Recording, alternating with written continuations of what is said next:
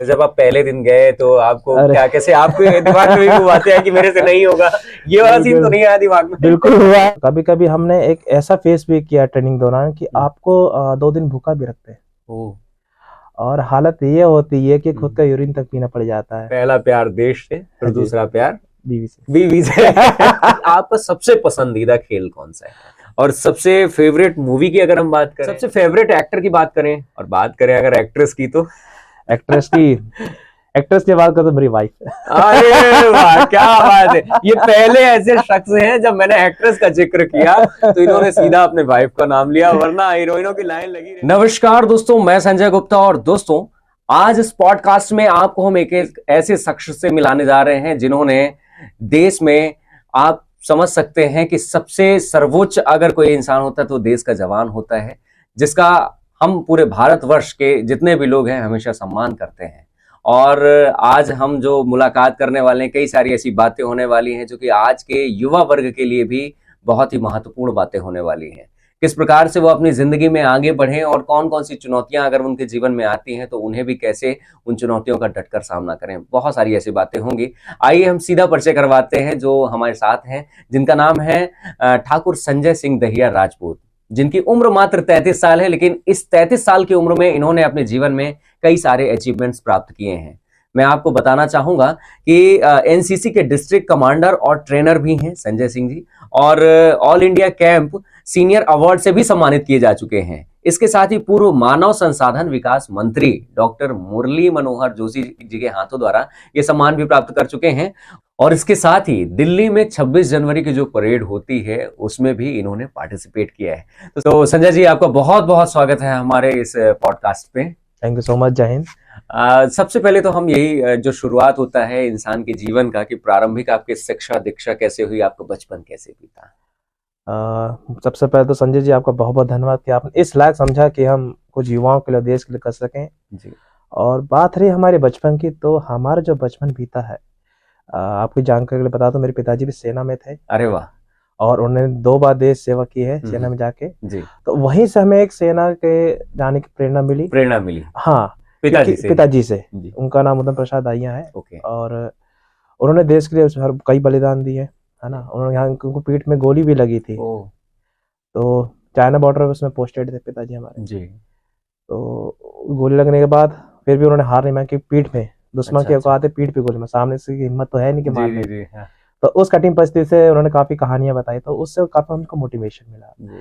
और हमने भी बचपन जो मेरा हुआ, जो जगह पता है कि आर्मी वाले हैं एक जगह टिकते हैं नहीं, हर 3 साल में ट्रांसफर होता है। अच्छा। तो मेरे जो शिक्षा दीक्षा है हमारी, वो है केंद्रीय विद्यालय से। केंद्रीय विद्यालय सतना से ही? सतना से नहीं, हमारी हुई है पुणे में, मुंबई में, पुणे में जी, है ना, और आपके जबलपुर में जी। तो जहाँ जहाँ हमारे पिताजी पोस्टिंग हुई वहाँ हमारी शिक्षा दीक्षा हुई। फिर हम यहाँ सतना आ गए दिल्ली से। लास्ट में हमें दिल्ली पढ़ाई हुई थी, दिल्ली के बाद हम सतना आ गए। फिर हमने 11वीं 12वीं वेंकट से की, और उसके बाद हमने डिग्री कॉलेज से अपना एमए किया। ओके। और आपके परिवार में कितने लोग हैं? परिवार में सर हमारे पिताजी हैं, माताजी हैं, हमारे 2 बड़े भैया हैं, सबसे बड़ी दीदी हैं जी। और मेरी वाइफ है, मेरी 8 महीने की बच्ची है जिसका नाम शक्ति सिंह दाहिया है। तो जैसा कि आपने बताया कि आपके पिताजी से ही आपको प्रेरणा मिली कि भारत देश की सेवा करने का जो हमें अवसर मिला, पिताजी को अवसर मिला था, वही उनसे प्रेरणा लेके संजय जी ने बताया कि हमारे प्रेरणा स्रोत हमारे पिताजी थे। और जैसा कि आपने बताया कि आपके पिताजी के पीठ में भी गोली लगी है। दुश्मन हमेशा पीठ पीछे ही वार करता है, और उसके बावजूद भी पिताजी ने हार नहीं मानी और हमेशा देश सेवा के लिए तत्पर रहे, लगे रहे। तो संजय जी, पढ़ाई के बारे में अगर बात करें तो आपकी पढ़ाई कहाँ तक हुई? मैंने पढ़ाई सर केंद्रीय विद्यालय से की, और डिग्री कॉलेज से मेरा पढ़ाई खत्म हुआ था। ग्रेजुएशन में क्या क्या हुआ? ग्रेजुएशन मेरा बीए था जी। बीए के बाद मैंने एमए किया हिस्ट्री से अपने डिग्री कॉलेज से। वहीं पे हमको एनसीसी में भर्ती होने का सौभाग्य प्राप्त हुआ। ओके। तो एनसीसी की फिर तैयारी आपने कैसे कैसे की? एनसीसी की तैयारी क्योंकि नेशनल कैडेट कोर जो है आर्मी के अंडर में आता है, मिनिस्टर ऑफ डिफेंस में जी। तो उसमें आपको पूरे सेना का रहन सहन, डिसिप्लिन, ट्रेनिंग सब दी जाती है, जिसके लिए आज की जो भर्ती होती है वो पूरे आर्मी की तरफ पे होती है। उसके बाद दौड़ना पड़ता है, डिसिप्लिन लाना पड़ता है, एक्सरसाइज करनी पड़ती है, पढ़ाई करनी पड़ती है, जिसके लिए कि हम उसके लिए तैयार हो सके और एनसीसी भर्ती होके हम देश सेवा करने का मौका प्राप्त कर सके। तो मतलब जितना देखने में आसान लगता है, जब आपने पिताजी से प्रेरणा ली कि हमें भी देश सेवा के लिए करना है, काम करना है, तो देखने में जितना आसान लगता है, काम करने में क्या जमीन आसमान का अंतर है या नहीं है? चुनौतियां जो आती हैं उसके बारे में क्या कहना चाहेंगे आप? सर चुनौतियां तो देखिए हर चीज में है। जी जी जी। लेकिन सबसे कठिन जो चुनौतियां आती है तैयारी में आती है। अच्छा, तैयारी पे आती है। आज का जो युवा है सुबह सुबह उठने से बहुत डरता है। हाँ। और यहाँ सेना का पहला रूल है सुबह 4 बजे उठना है। ओके। 4 बजे उठने के बाद आपको फ्रेश होकर 1-1.5 घंटा ग्राउंड में मेहनत करना है। और ग्राउंड में मेहनत करना सिर्फ मेहनत करना नहीं है, आपको शरीर को तोड़ना होता है, जिसके लिए आपका शरीर फौलाद बन सके और वर्दी पहन सके। तो मुझे नहीं लगता कि तो पहला दिन आपका कैसा बीता? जब आप पहले दिन गए तो आपको क्या, कैसे आपके दिमाग में भी बातें हैं कि मेरे से नहीं होगा, ये वाला सीन तो नहीं आया दिमाग में? बिल्कुल हुआ है, भले फौजी ब्लड रहा है, लेकिन जब ट्रेनिंग ग्राउंड में पहुंचते हैं जी जी जी, तो जो आर्मी वाले उस्ताद होते हैं वो नहीं देखता फौजी के बेटे किसके बेटा, जो फौजी के बेटे उसको तो और रगड़ते हैं। ओके। उनको पता चलेगा आर्मी बैकग्राउंड है मेरा, तो पहले दिन ट्रेनिंग में रगड़ दिया उन्होंने, मेरे ये हाथ छिल गए थे, आज भी निशान है घुटने के। ग्राउंड के एक चक्कर मरवाया था। ग्राउंड कम से कम आपको होता है 400 मीटर का, 400 मीटर ग्राउंड एक चक्कर क्रोलिंग करवा के ऐसा लगा कि मैं छोड़ दूं यार, नहीं करनी मुझे एनसीसी ना फौज की तैयारी करनी है। फिर मेरे पापा को बोला, पिताजी ऐसी बात है, बोले बेटा तू फौजी का बेटा है, ठीक है, राजपूत ब्लड तेरे अंदर है, तो तेरे को करना, हिम्मत नहीं आना, तो वो हिम्मत आ गया तो मेरे को मेरी इज्जत चली गई। अब मुझे अपनी इज्जत बहुत प्यारी बेटा। तो फिर उन्होंने मुझे मोटिवेट किया, फिर मैंने बोला चलो होगा जो होगा देखा जाएगा। फिर वो ट्रेनिंग का मैंने किसी तरह 3 साल निकाले, फिर आप लोग आशीर्वाद से काफी आगे तो तक ट्रेनिंग आपकी कहाँ हुई थी, किस जगह पे? ट्रेनिंग हमारे यहीं पे परेड ग्राउंड में हुई थी। फिर इसके कैंप्स लगते हैं अलग अलग जी, कैंप्स लगते हैं आपके, मैंने सागर में कैंप किया है, आपके भोपाल में कैंप किया है, आपके छत्तीसगढ़ में कैंप किया है, आर्मी अटैचमेंट कैंप किया आर्मी वालों के साथ। जी जी। कभी कभी हमने एक ऐसा फेस भी किया ट्रेनिंग दौरान कि आपको 2 दिन भूखा भी रखते हैं और हालत ये होती है कि खुद का यूरिन तक पीना पड़ जाता है। उसको कहते हैं विषम परिस्थितियों में वो आपको पूरा तैयार करते हैं। एनसीसी जो है ना आपको पूरा फौजी बना के आगे भेजती है, क्योंकि इसकी काफी अपॉर्चुनिटीज भी लाइफ में आगे, तो काफी कठिन दौर रहता है।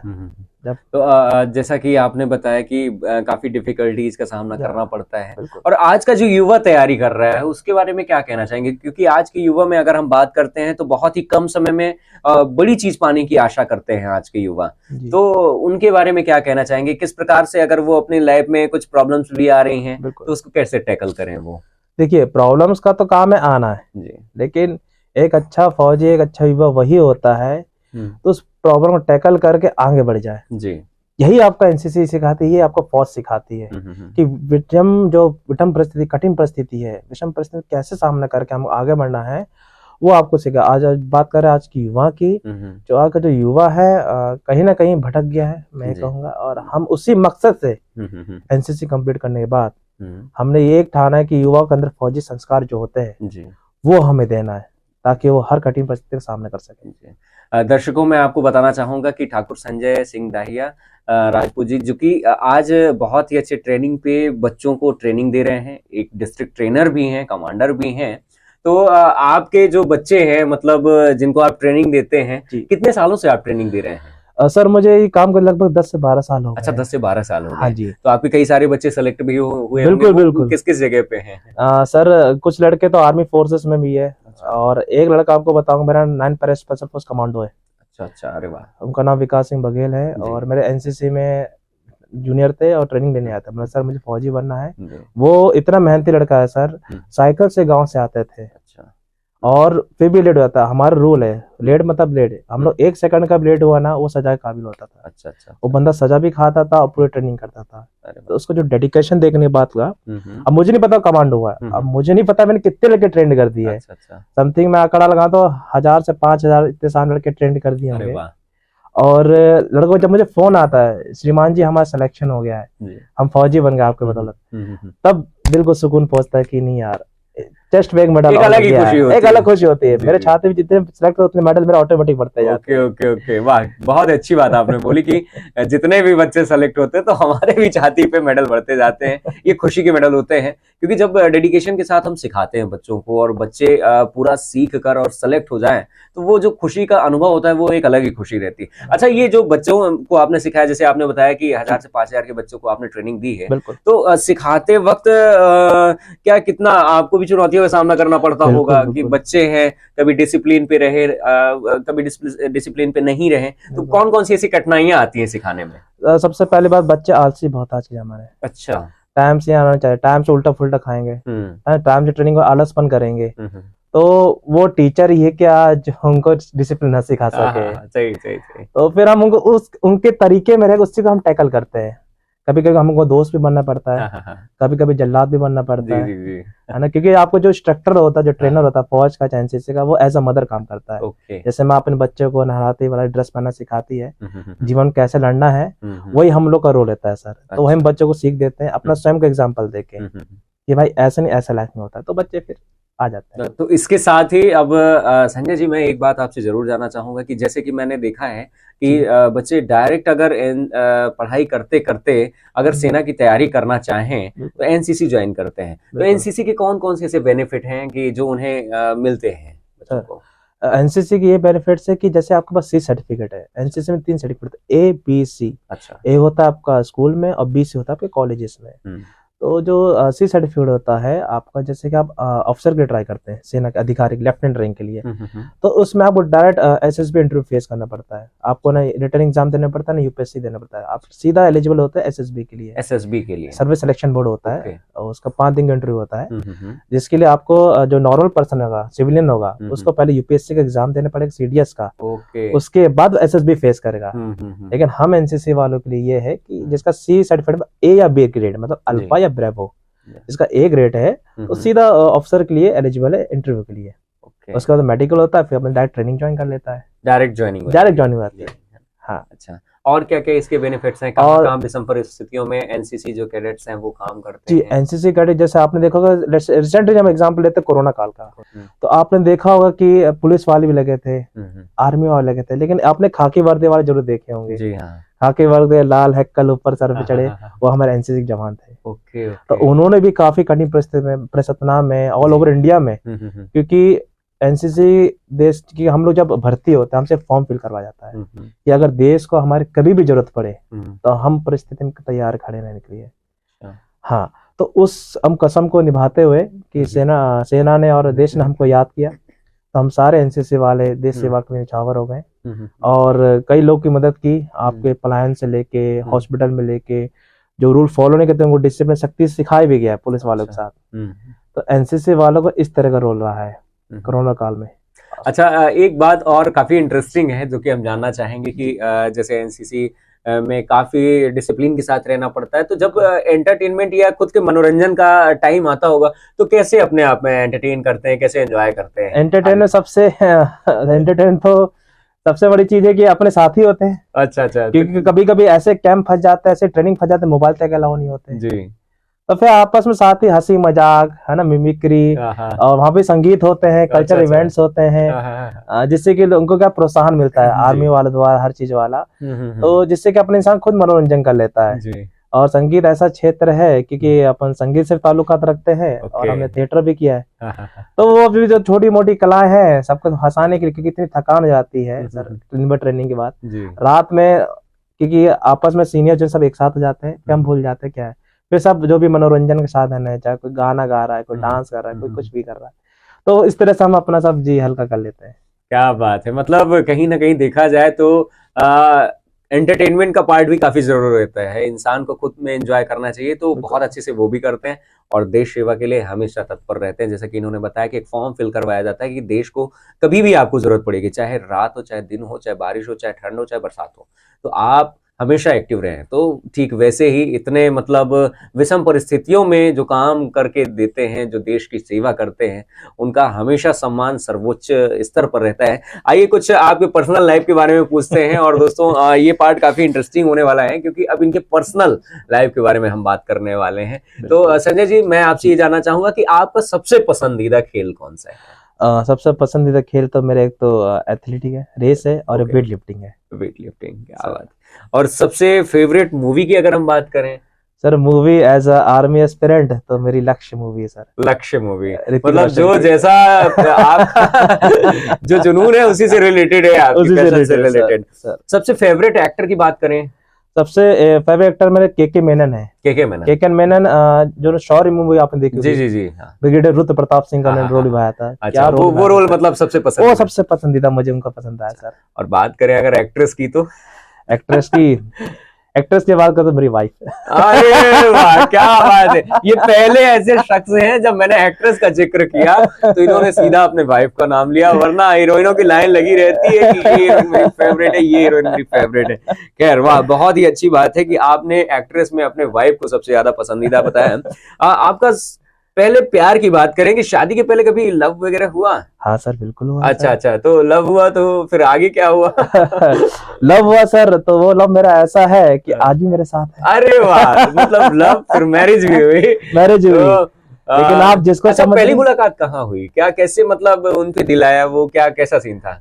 आप जो लव समझ मेरे वाइफ ही नहीं है सर। अच्छा, ये सवाल मुझे एसएसबी इंटरव्यू में पूछा गया था आर्मी के में जी। तो उन्होंने इंग्लिश में do you have a girlfriend? मैं यस सर आई हैव। कहते हु इज शी? वैसे not is she, is Indian army, is my first and last love of my life. जो भारतीय सेना है, जो तिरंगा है, जी जी जी, वो मेरी जिंदगी का पहला और आखिरी प्यार है। और ये मैंने अपने वाइफ किरण को भी बोल दिया था कि ये देश मेरा पहला प्यार है। और जब हम उनसे मिले थे तो मैंने सबसे पहले उनको अपने तिरंगा जो मेडल था वो उनको गिफ्ट किया था कि ये मेरा पहला प्यार, आपको आपत्ति तो ठीक है, वरना मैं शादी नहीं करूंगा। तो ये जिंदगी मेरा पहला प्यार है। पहला प्यार देश से, फिर दूसरा प्यार बीवी से। आप घूमना पसंद करते हैं या नहीं? हाँ सर, घूमना है ना। तो घूमने की सबसे पसंदीदा जगह कौन सी है? सबसे पसंदीदा जगह जो पाकिस्तान हमेशा मांगता रहता है। अच्छा, कश्मीर। वो हमारा ही है। और देखिए, दोस्त लाइफ में एक अहम हिस्सा होते हैं, तो आपका सबसे पसंदीदा मित्र, सबसे प्यारा दोस्त आपका? सबसे प्यारा दोस्त तो सर बहुत है, लेकिन 3-4 दोस्त मेरे ऐसे जीवन में है। अच्छा, जैसे कि आप हो गए। अरे वाह। एक दोस्त राहुल सोनी अपना, एक एयरफोर्स सर, अपने एयरफोर्स में विमल मिश्रा सर जी, अपने दशरथ पाटीदार सर, और काफी ऐसे दोस्त है सर। लेकिन इन जो ये मेरे राजधर मालवी सर, हमारे जो कोच हैं, मेरे गुरु है, मेरे दोस्त है जी, जितनी जीवन परेशानियां हम उनसे शेयर कर लेते हैं जी, और बहुत अच्छी सलाह भी देते हैं, जिसके कारण दोस्त है। और आपने एक क्वेश्चन नहीं पूछा नशे का। एनसीसी और जो सेवा में कार्यरत जवान होते हैं, तो क्या कितना रहता है? देखिए, मिलता तो सब है। एनसीसी कैडेट तो इंसान आर्मी में लोड होता है तो सबको इशू रहता है, लेकिन मेरे जीवन में सिर्फ 3 नशे की है। वो मैं मरते दम तक करता रहूंगा, 24 घंटा मेरे सर में चढ़ा रहता है। एक पहला नशा में तिरंगे का नशा, दूसरा है आर्मी का, और तीसरा राजपूती का। अरे वाह, क्या बात, दिल जीत लिया आपने तीनों नशों को बताकर। तो अगर आप भी इनके अलावा कोई नशा करते हैं तो उसको दूर करिए, हमेशा देश से प्रेम करिए। देश का नशा होना चाहिए, और देश का नशा मतलब हम कहीं भी किसी भी जगह रहें, अगर जरूरत ऐसी लगती है कि यार हाँ, यहाँ हमारा अहम योगदान हो सकता है, तो आप लग जाइए। जरूरी नहीं है कि मतलब एक जवान होने के बाद ही आप देश की सेवा करें, एक आम इंसान भी देश की सेवा कर सकता है। तो संजय जी से मिलकर हमें बहुत अच्छा लगा, और बहुत अच्छी बातें हुई, और बहुत इंटरेस्टिंग रहा इनसे बात करना। खैर संजय जी, आपका बहुत बहुत शुक्रिया सारी बातें हमारे दर्शकों से साझा करने के लिए। Thank you so much sir. जय हिंद। मिलते हैं दोस्तों अगले वीडियो में, तब तक के लिए नमस्कार। जय हिंद, जय भारत।